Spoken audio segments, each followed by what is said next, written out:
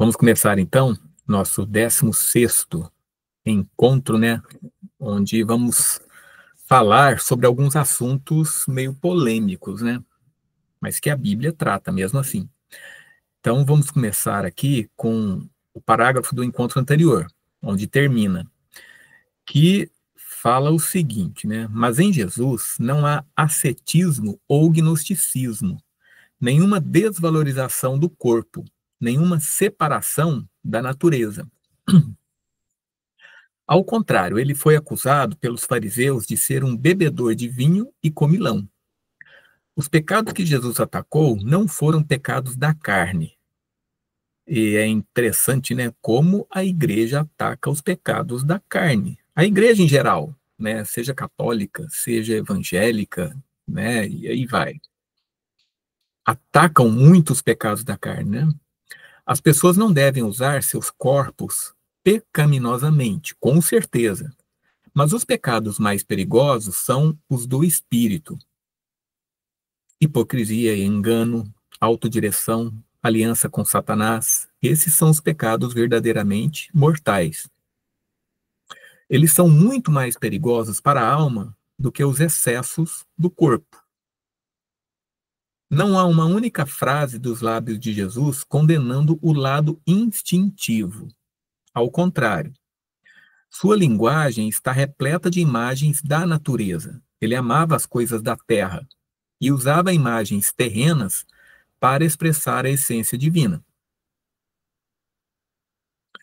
Agora começamos um novo parágrafo. Se Jesus não era casado, não era porque fosse avesso à sexualidade ou às mulheres, mas porque estava consciente de uma missão única que o impelia, que o impedia de se casar, e também porque ele vivia seu casamento internamente.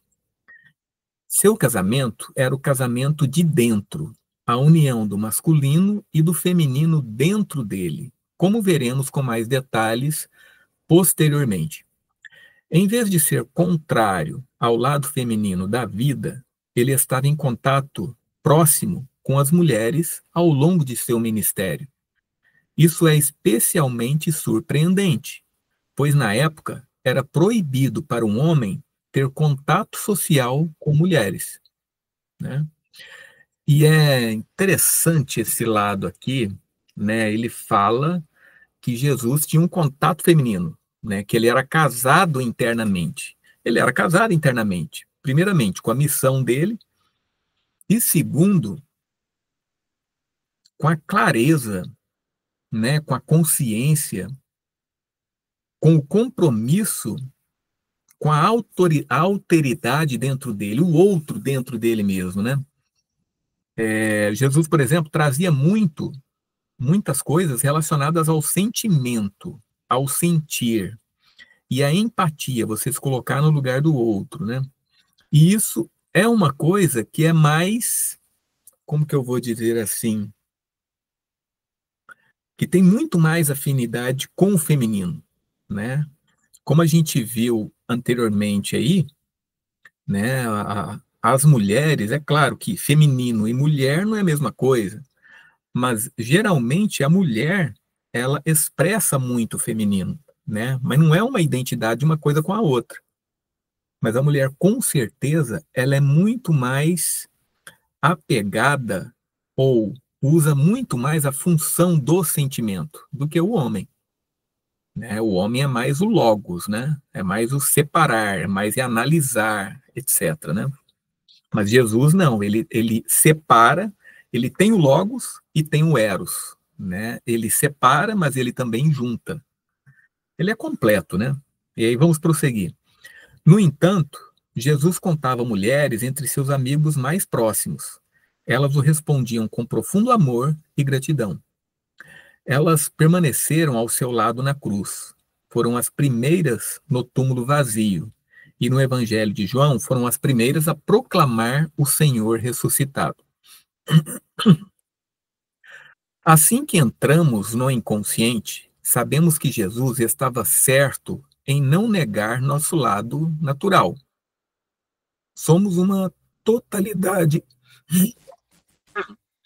Desculpa, somos uma totalidade de corpo, alma e espírito. Não somos qualquer uma dessas coisas, mas todas juntas em uma unidade mística. É claro que tem pessoas que vai se identificar, né, ou com o corpo, ou com a alma, ou com o espírito, né, mas nós somos pessoas totais, nós temos as três partes, né, esses três aspectos.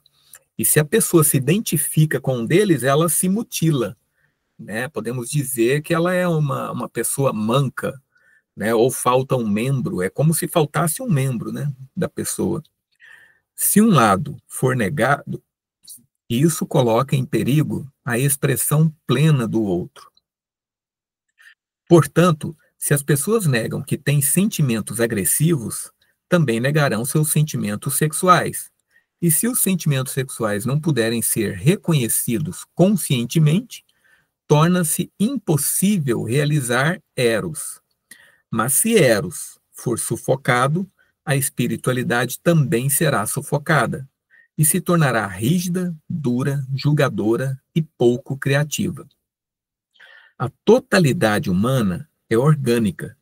Se alguma parte de nosso ser sofre, o organismo humano total sofre. Se a pessoa total deve viver, ser livre, se expressar, todos os lados devem ser reconhecidos conscientemente e recebidos com alegria, como dados por Deus.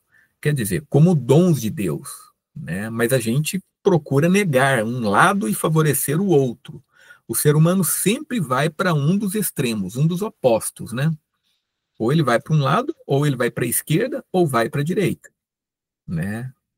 Ele não sabe caminhar no meio. Ou, se ele vai para a esquerda, ele não sabe voltar para a direita e vice-versa. Embora a vida instintiva e as emoções devam se tornar conscientes, elas não devem dominar, assim como o espírito não deve dominar.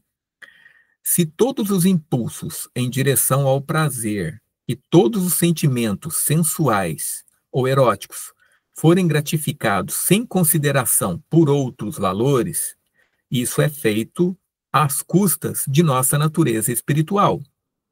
A libertação da pessoa natural não é uma libertação para a licença, mas para a consciência. Então, olha que coisa interessante, né? Então, assim, Jesus, pelo que ele está explicando, né?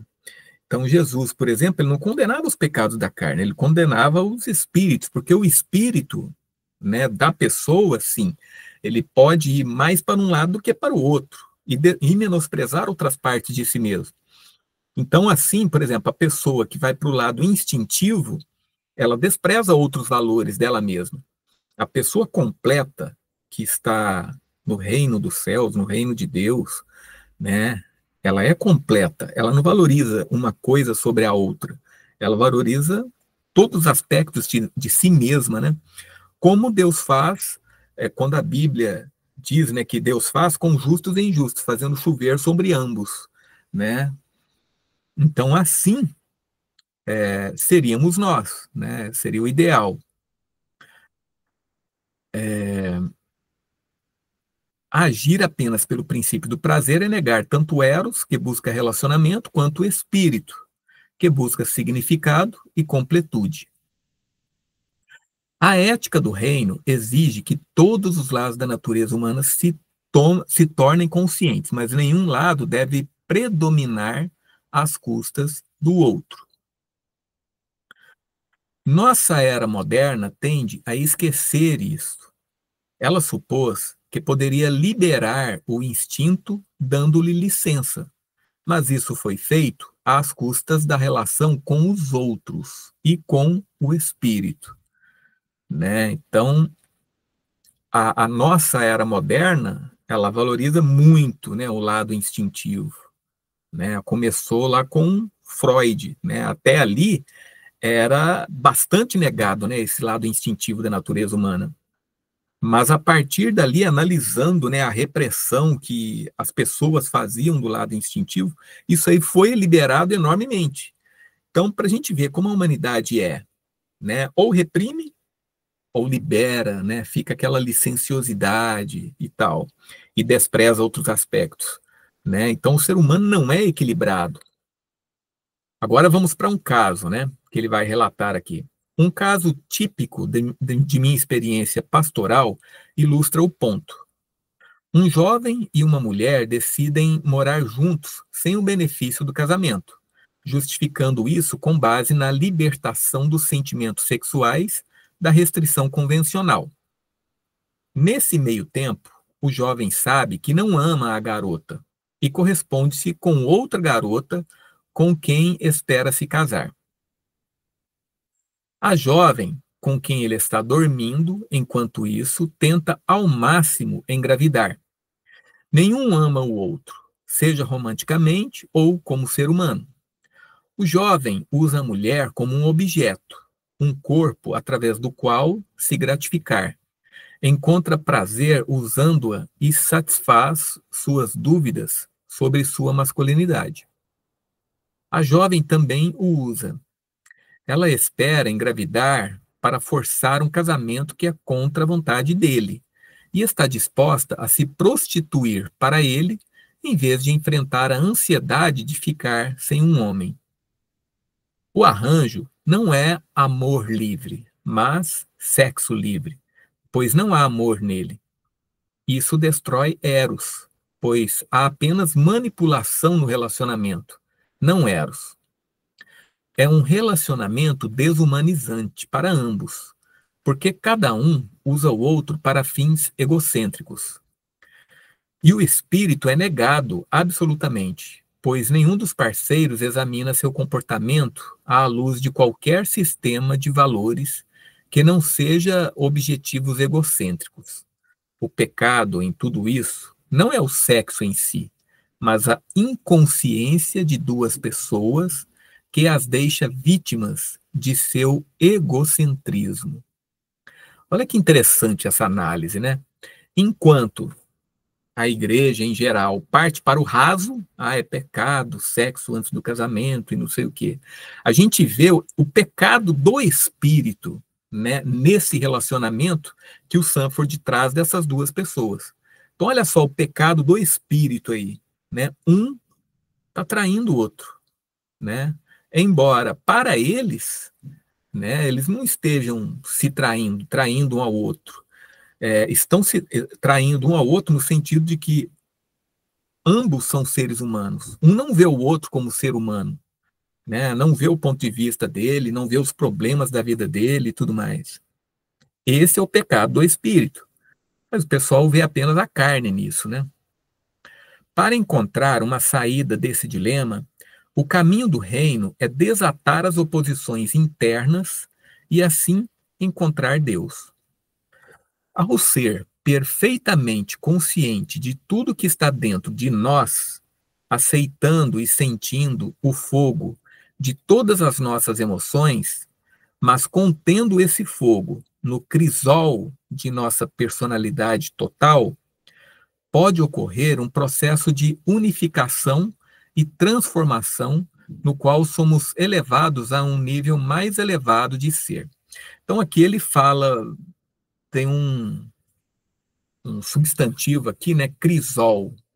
Crisol, gente, é como se fosse uma espécie de vasinho, né, onde o alquimista ele fazia suas experiências de química, né? Então ele fala aqui, mas então, ao ser perfeitamente consciente de tudo que está dentro de nós, aceitando e sentindo o fogo de todas as nossas emoções, mas contendo esse fogo no crisol de nossa personalidade total, quer dizer, a gente mantendo esse fogo neste vaso interno que é a nossa personalidade, né? Nós contendo isso, estando conscientes disso, o que que acontece? É como se a gente chocasse, é como se aquilo fosse cozido, né? E alguma coisa vai poder sair dali, né? Então pode ocorrer um processo de unificação e transformação, no qual somos elevados a um nível mais elevado de ser, né? Aqui ele colocou de forma explícita, né? E eu falei de uma maneira metafórica, né? A gente está cozinhando aquilo, né? E está ocorrendo uma transformação, né? Esse é o caminho de uma lei superior, e é à luz disso que a seguinte declaração de Jesus sobre nossa vida sexual deve ser entendida. Vocês ouviram o que foi dito: não cometerás adultério. Eu, porém, vos digo que todo aquele que olhar para uma mulher com intenção impura no coração já cometeu adultério com ela. Isso está em Mateus. Este versículo é comumente mal interpretado como uma condenação de Jesus ao desejo sexual, já que ele iguala o desejo de um homem por uma mulher ao adultério. Como vimos, Jesus considera os pecados do espírito mais mortais do que os pecados da carne. E uma condenação dos impulsos sexuais, como tal, não é característica dele. Impulsos e fantasias sexuais são parte de um processo perfeitamente natural e inevitável. Todos nós os temos.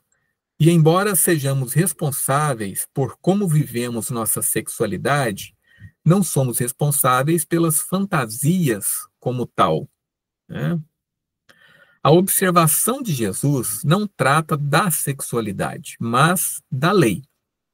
Ele aponta que a antiga lei sobre adultério não é suficiente, pois se um homem simplesmente deseja uma mulher em sua imaginação, o que ele dificilmente pode deixar de fazer de vez em quando, isso é equivalente ao adultério. Jesus certamente não está recomendando o adultério, mas está dizendo que questões de amor e sexualidade precisam de uma lei mais elevada do que a legislação eclesiástica, que é a lei da consciência. Essa lei superior é a consciência. Existem pelo menos 4 áreas em que nossos sentimentos sexuais e eróticos precisam ser tornados conscientes. Primeiro, é necessário encontrar o equilíbrio adequado entre reprimir nossa sexualidade e vivê-la de forma promíscua. Um é tão ruim quanto o outro, né? Reprimir ou viver a sexualidade de forma promíscua é tão ruim, né, quanto o outro. Em um momento, a repressão da sexualidade estava no comando. Hoje, muitas pessoas tendem a ir na direção oposta. Como um amigo meu observou uma vez, a cura para a constipação não é a diarreia, né? Não é a liberação total. Como eu falei, né? Antes de Freud, ocorria uma repressão total. Depois de Freud, pronto, né? Ocorreu a diarreia. Em segundo lugar, precisamos tornar consciente a diferença entre o homem ou mulher, que é a pessoa desejada em nossa vida sexual real ou em nossa vida imaginária, e as imagens internas que podemos ter projetado sobre essa pessoa. Um homem, por exemplo, pode projetar em uma mulher sua imagem interior de mulher, a ânima. Em psicologia, a gente chama essa imagem interior ou ideal de mulher de ânima. Se ela recai sobre uma mulher, né, se essa imagem interna, psicológica de ânima, recai sobre uma mulher, se o homem vê nela a própria alma dele, então ele se apaixona por ela, né? Isso tornará a mulher de carne e osso altamente desejável para ele, mas também o impedirá de ver e amar a mulher real, e não a imagem projetada. Então, olha só, um homem ou uma mulher que se apaixona é porque ele está projetando uma imagem interna sobre aquela pessoa, né? E ele se apaixona pela imagem, né? Enquanto aquela pessoa está retratando ou passando para ele que é aquela imagem, né? E aí, vamos supor que ele se casa, essa imagem tende a cair, e aí vem a decepção e pode vir até a separação, né? Em terceiro lugar, precisamos tornar conscientes nossos motivos quando desejamos experiências sexuais com alguém. Uma série de motivos egocêntricos pode acompanhar a sexualidade, e o caminho do reino exige que esses motivos sejam tornados conscientes. Usamos a sexualidade, por exemplo, para dominar outra pessoa, para evitar relacionar-se, né? Quer dizer, a gente usa a sexualidade para evitar se relacionar, para satisfazer apenas a nós mesmos, sem consideração pela satisfação de nosso parceiro. Ao responder honestamente a essas perguntas, chegamos ao conhecimento do lado escuro de nós mesmos, um passo espiritualmente vital no caminho para a integralidade. Finalmente, muitas fantasias sexuais têm um conteúdo altamente simbólico. O conteúdo simbólico de nossas fantasias relaciona-se ao nosso processo de individuação, como Adolf Guggenbull mostrou em seu livro Casamento, Vivo ou Morto. Esse conteúdo simbólico, né, do lado sexual, da fantasia sexual, pode ser compreendido de maneira semelhante à compreensão dos sonhos. Abordar nossas fantasias conscientemente nos ajuda a saber o que está faltando em nosso desenvolvimento consciente e nos ajuda a nos fundamentar na realidade da vida mais profunda da alma. Então, você abordar essas fantasias sexuais conscientemente, né, nos ajuda a saber o que está faltando em nosso desenvolvimento consciente. Né? O que está inconsciente, né? Para onde nosso inconsciente está apontando, no caso dessas fantasias, né? Não é possível aprofundar mais esses assuntos aqui. Em meu livro, Os Parceiros Invisíveis, discuto esse assunto de maneira mais abrangente, e outros também o fizeram, como Lynn Cohen, em seu excelente livro Masoquismo. Esse livro do Sanford aqui, gente, Parceiros Invisíveis, é excelente, né? Eu até quero retomar esse livro, porque ele é muito bom. Mas vamos continuar. Ele fala justamente desse processo amoroso, né? Da paixão, como que ela ocorre, por que ela ocorre, e ele explica com vários casos, né? Deixe-me apenas deixar claro que, quanto mais conscientes estamos do significado subjacente de nossa sexualidade, menos compulsiva ela é e mais enriquecida se torna nossa vida erótica. Esta é a lei superior do reino que perpassa todas as palavras de Jesus, né? A ética do reino exige que a sexualidade seja consciente, mas não expressa, a menos que a expressão afirme os princípios de Eros e do espírito também. Isso explica a afirmação enigmática de Jesus sobre eunucos. Após discutir o divórcio, Jesus diz: nem todos são capazes de compreender isso, mas apenas aqueles a quem é dado, pois existem eunucos que nasceram assim desde o ventre materno. Há eunucos que foram castrados pelos homens e há eunucos que se fizeram eunucos por causa do reino dos céus.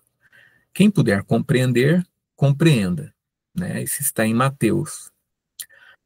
Aquele que se tornou um eunuco por amor ao reino dos céus sacrificou a expressão física direta da sexualidade para consumar uma união mais elevada das oposições internas. Embora consciente e aceitando os sentimentos sexuais, essa pessoa não permite sua gratificação direta. Nem mesmo o grande eros que pode ser sentido é permitido se consumar em um relacionamento sexual com o amado, embora os sentimentos de eros não sejam reprimidos, mas estejam sendo tornados conscientes. Contendo o fogo dentro de si mesmo, produz um desenvolvimento interno. a geração do casamento interior, que é equivalente ao reino de Deus. Essa foi a razão pela qual Platão prescreveu o amor platônico em seus diálogos Fédon e Simpósion. O amor platônico não é um amor desprovido de emoção ou sentimentos sexuais. Pelo contrário, Platão deixa claro que tal amor é intenso e repleto de desejo, mas recusando concretizar o amor em um relacionamento sexual, diz Platão, o deus Eros é introduzido. Eros, então, leva o amante à comunhão com o reino das ideias, e todo o desenvolvimento dessa pessoa é elevado. Ao ser consciente de Eros e da sexualidade, mas não permitir que esses sentimentos tenham expressão concreta e lícita, descobriremos que é possível relacionar-se com a imagem da união das oposições, que é a imagem arquetípica subjacente a toda sexualidade e a todos os relacionamentos de Eros. Como veremos no capítulo 10, a grande imagem por excelência pela qual o reino é expresso é a imagem do casamento celestial. É essa imagem central o símbolo psíquico mais poderoso de todos os seres humanos que constela os sentimentos sexuais e fantasias. Então ele está dizendo aqui, né? Essa imagem do casamento celestial, né, é que constela os sentimentos sexuais e fantasias. Quer dizer, é como se ele estivesse por trás daquilo que nos faz desejar, né? Por trás disso tudo. Enquanto buscamos a gratificação fácil dos sentimentos despertados por essa imagem, nunca alcançamos a unificação interna, a totalidade à qual a imagem nos chama, pois estamos tentando realizar a totalidade de maneira inconsciente e não individualizada no exterior, em vez de conscientemente no interior. É interessante, né? Enquanto buscamos a gratificação fácil dos sentimentos despertados por essa imagem do casamento celestial, nunca alcançamos a unificação interna.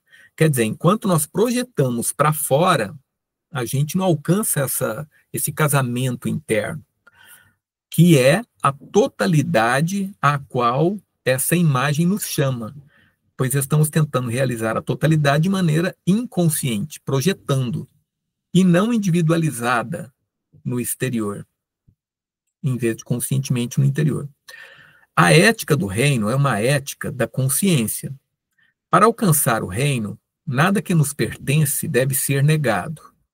O reconhecimento, nada que nos pertence deve ser negado o reconhecimento consciente e a aceitação como uma parte genuína de nossa totalidade.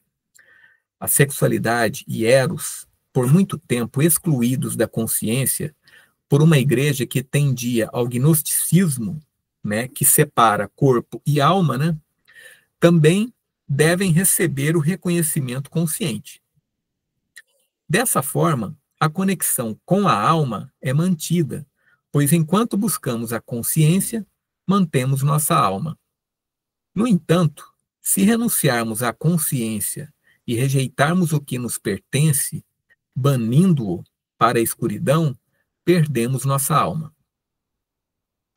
Com a conexão com a alma, todo o nosso ser pode começar a vir à expressão consciente. O movimento agora é em direção à síntese, em direção a uma união da personalidade em profundidade. Necessariamente, partes de nós mesmos, por muito tempo negligenciadas, por muito tempo banidas para as trevas de nossos infernos internos, virão à tona. O que antes estava perdido em nós, agora será encontrado. e isso será um evento de importância suprema. Agora, é claro que aqui, gente, né, o Sanford está falando de um processo que ocorre, de um processo para alcançar o reino. E a gente sabe o quanto isso é difícil, né? E Cristo mesmo falava, né, que a porta é estreita, né? Então seria muito difícil, né? A gente pegar algo interno, né, uma fantasia, um desejo que a gente tem, e aí a gente querer, como que eu vou dizer assim, tornar isso consciente, né, sem a gente projetar, né, você tirar a projeção lá de fora, né, e reconhecê-la internamente é difícil, né? Mas vamos lá agora para essa parábola que é muito interessante a maneira como o Sanford coloca para nós, né? Que é a moeda perdida, capítulo 9. Com relação, com a relação da consciência com a alma, todo o mundo interior está agora disponível para o reconhecimento e integração. O processo do estabelecimento do reino na vida de um indivíduo envolve a inclusão do que até então era desconhecido e não reconhecido. Isso não é sempre uma experiência agradável, já que grande parte do que deve ser incluído parece inicialmente ser questionável, inferior ou indesejado, e, consequentemente, até mesmo diabólico. No entanto, sem esses aspectos perdidos de nós mesmos, a perfeição, entre aspas, né, ou seja, a totalidade do reino, não pode ser estabelecida, pois eles constituem nossa humanidade não redimida, que agora precisa ser encontrada. É inevitável que no crescimento de nossas personalidades, muito do que é potencialmente parte de nós não será desenvolvido. Nossa identificação inicial com a máscara exclui efetivamente uma grande parte de nossa personalidade total. Nossa identificação com nossa masculinidade, se formos homens, ou feminilidade, se formos mulheres, também excluirá grande parte de nosso potencial.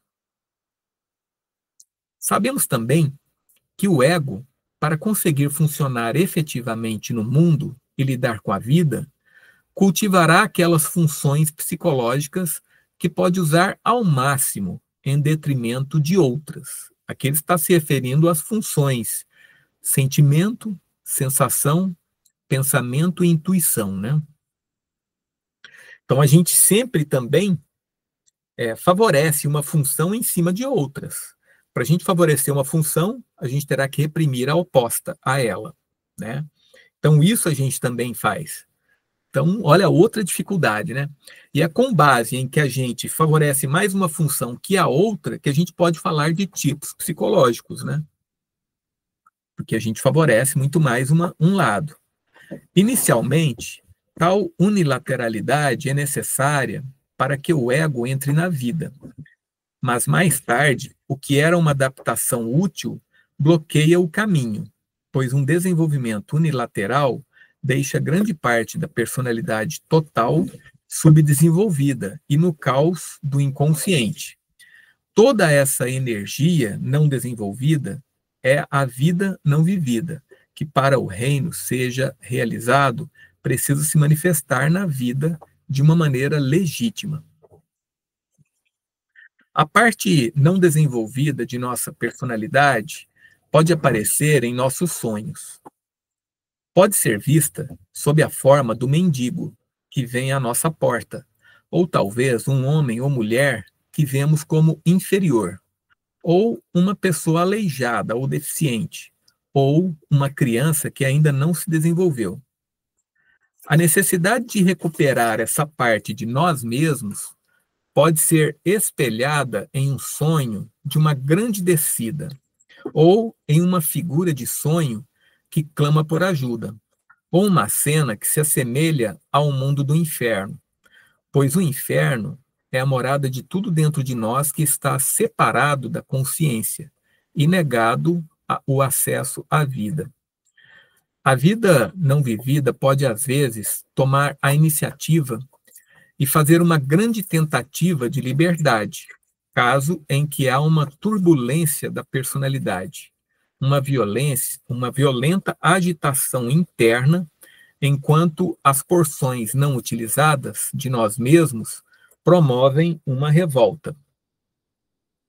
Se nos identificamos com a rebelião, isso será uma experiência assustadora para aqueles ao nosso redor. Marido ou esposa, pais ou colegas podem se alarmar com as mudanças súbitas que vêm acontecendo. Se não nos identificamos com as forças tumultuantes, o medo será nosso próprio. Ficaremos profundamente assustados conosco mesmos, podendo até temer a loucura ou sentir-nos forçados a sufocar a rebelião, buscando refúgio em drogas ou usando alguma outra forma de escape, né?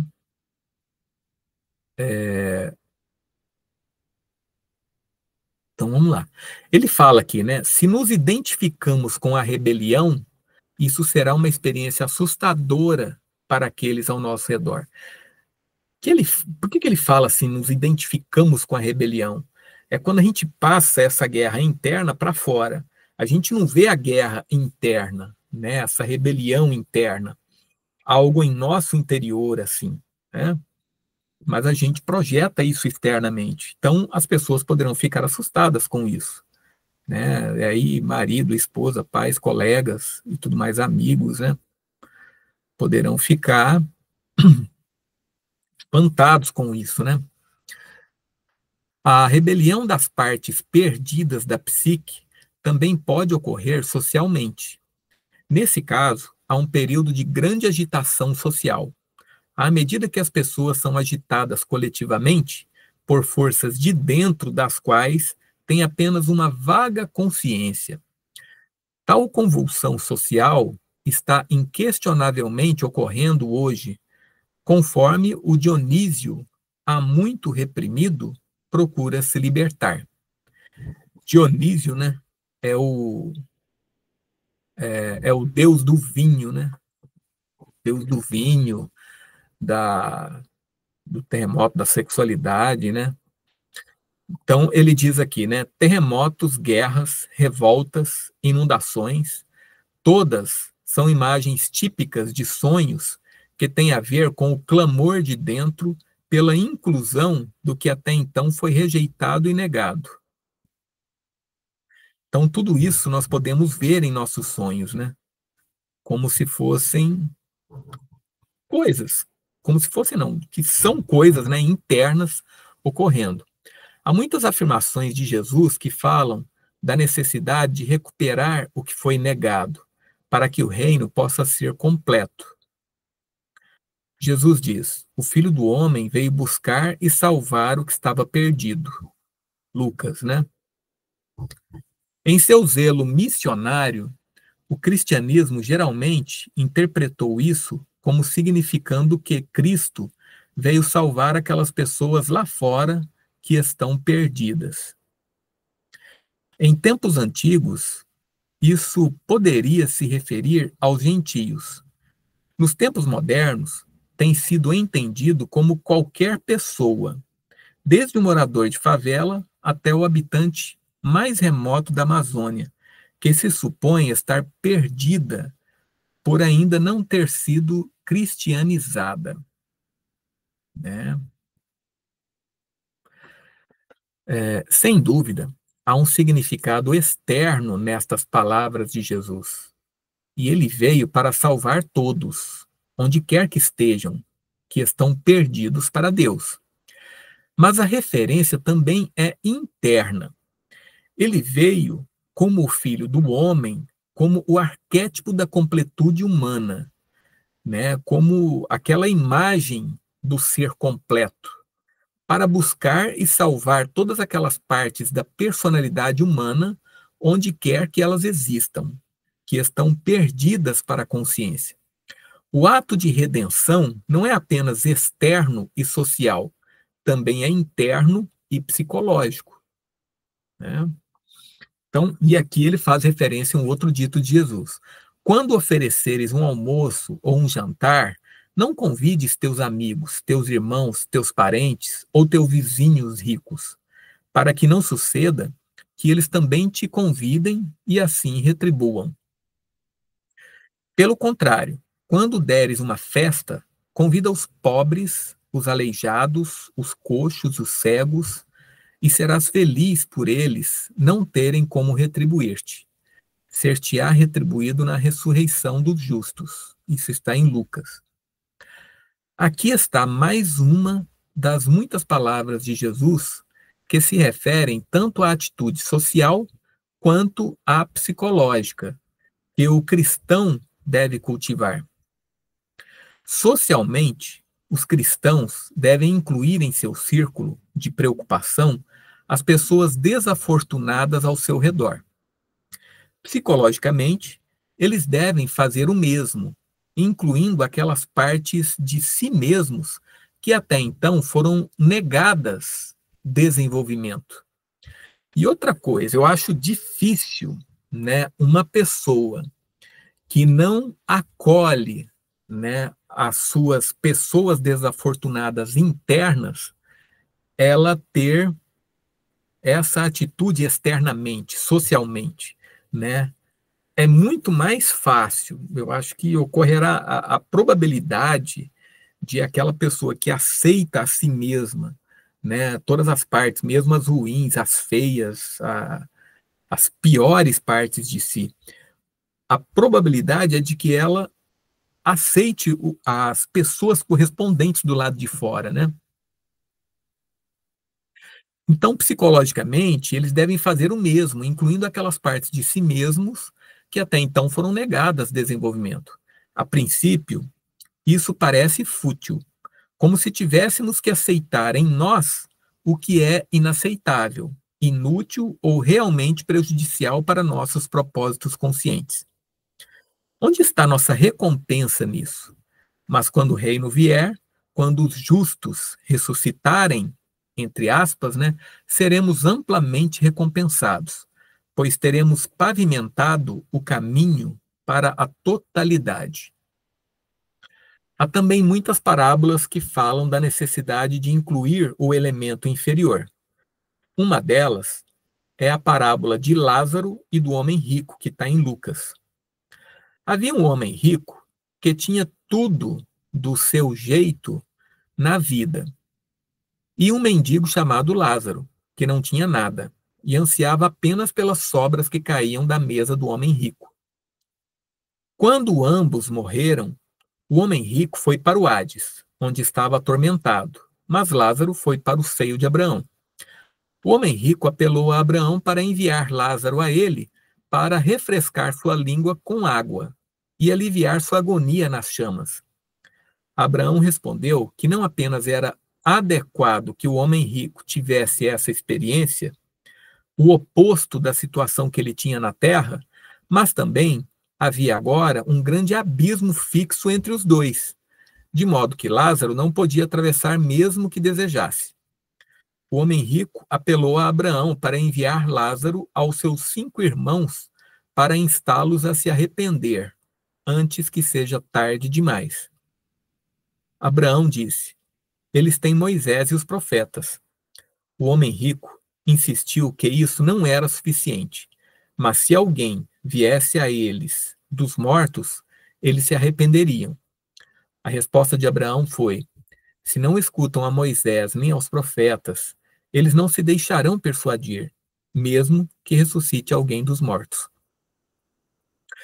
À primeira vista, esta parece ser o tipo de história que a igreja primitiva poderia ter incentivado, ou talvez até mesmo inventado, para colocar no lugar judeus que se recusassem a acreditar nessa ressurreição. Mas se for interpretada internamente, o homem rico é o ego, que tem tudo do seu jeito e cai presa de uma arrogância de modo que domina injustamente toda a psique. O pobre homem, Lázaro, é o rejeitado, uma personalidade empurrada pelo ego para o inconsciente, onde anseia por aceitação e por alimentação da consciência, mas é negado. Quando tal condição persiste, o resultado é uma reversão eventual das coisas. Mais cedo ou mais tarde, esse ego é mergulhado no fogo do inferno do inconsciente. Somente assim a arrogância pode ser superada, como visto no caso do rei Nabucodonosor, Daniel capítulo 4. Que ali, né, gente, ocorre justamente isso. Nabucodonosor insistia em ser adorado pelo povo, né? Ele fazia estátuas para o povo adorá-lo, e aí ele teve o sonho em que havia uma grande árvore, essa árvore ela dava sombra e alimentava todos que estavam debaixo dela, sejam animais, sejam seres humanos. E aí ele queria alguém que interpretasse esse sonho. Daniel foi lá, interpretou e falou que Deus concedeu a ele revelar os pensamentos do coração do rei, quer dizer, do inconsciente do rei, né? E aí Daniel disse que se o rei não mudasse de atitude, porque nesse sonho também, esqueci de contar essa parte, né? O anjo vem e corta a árvore cai, né? E aí ela é destruída. Então Daniel diz que esse sonho significa se o rei não mudasse de atitude e não reconhecesse, né, que Deus sim era digno de tal honra que ele desejava para si mesmo, né, que ele iria para a floresta, iria para o mato, iria crescer as unhas, crescer o cabelo, os pelos do corpo, iria comer com os animais. Quer dizer, o rei ficaria psicótico. E aí o rei se segura e durante um ano tudo fica normal, né? Ele volta à sanidade, mas depois ele recai novamente nessa prepotência dele, né? Nessa arrogância, ele achando que é maior que todo mundo. E aí ocorre a psicose nele. E ele realmente fica 7 anos literalmente pastando na floresta, né? Então, e aqui acho interessante, né, que o Sanford ele compara essa história do rico e Lázaro com a história de Nabucodonosor que está em Daniel capítulo 4. Por isso, Abraão estava absolutamente certo ao apontar que os irmãos do homem não se arrependeriam, não importa quem viesse até eles. O arrependimento para um ego possuído por uma ideia inflada de sua importância só é possível sendo mergulhado nas chamas do inconsciente, chamas alimentadas por todo o material psíquico rejeitado da personalidade. A personalidade inferior, ou seja, Lázaro na história, é, por outro lado, elevada por Deus. A história mostra que o que as pessoas consideravam como inferior, indigno e desprezível é favorecido, amado e elevado por Deus. Olha que coisa assim, né? Interessante a forma como ele explica, né? O Sanford. E se a gente for ver, ele trazendo para esse âmbito psicológico, esse âmbito interno, né? Essa história ela serviria o quê? Para o pós-morte, né? Se você não fizer corretamente nessa vida, né, no pós-morte é o seu destino. Mas não, você trazendo para o âmbito interno, a gente pode perceber o quão prático isso é para a nossa vida no dia a dia, né? O quanto isso é verdade, né? E influencia, né? No que diz respeito a esta história, não há redenção. Um grande abismo foi fixado agora entre o homem rico no inferno e Lázaro no seio de Abraão. O grande abismo, é claro, foi estabelecido pelo próprio ego. É o resultado inevitável da recusa do ego em reconhecer a realidade interna. Agora, o ego deve sofrer as consequências do grande abismo para se conscientizar da psique total. Em termos cristãos, A redenção dessa situação só é possível pelo Cristo, que desce ele mesmo ao inferno e assim atravessa o abismo. Psicologicamente, o significado da doutrina da descida ao inferno é uma forma de dizer que, apesar do abismo que o ego cria dentro da psique e da criação de um inferno interno, Cristo pode superar a divisão descendo em todas as partes do nosso ser. E se a gente for ver, a gente tem esse inferno interno, né? E a gente nega, a gente não quer ver, né? Nós temos partes internas, partes de nós mesmos, né? Que são relegadas a esse porão e ficam lá. E quando elas vêm à tona, justamente quando a gente está cansado, está estressado e tudo, e elas vêm à tona, elas são infantis, são primitivas, né? E a gente passa a agir dessa forma até que a gente se recupere, até que a gente recupere a força do ego. E aí nosso ego volta para aquelas velhas formas de atuar, né? Outras duas parábolas relacionadas com o motivo da recuperação das partes perdidas ou inferiores da personalidade são as parábolas da ovelha perdida e da moeda perdida. Mas isso aqui vamos deixar para o próximo encontro, que até aqui já foi, né, senão a gente vai começar aqui e não vamos completar. Mas só essa parte é fascinante, assim. Eu já li esse livro, mas cada vez que eu leio novamente, continua fascinante, né? Do mesmo jeito. Bem, bem, gente, então terminamos aqui o nosso encontro. Traz um outro significado, um outro nível, né? Muito legal. Alguém gostaria de comentar alguma coisa, de falar a respeito?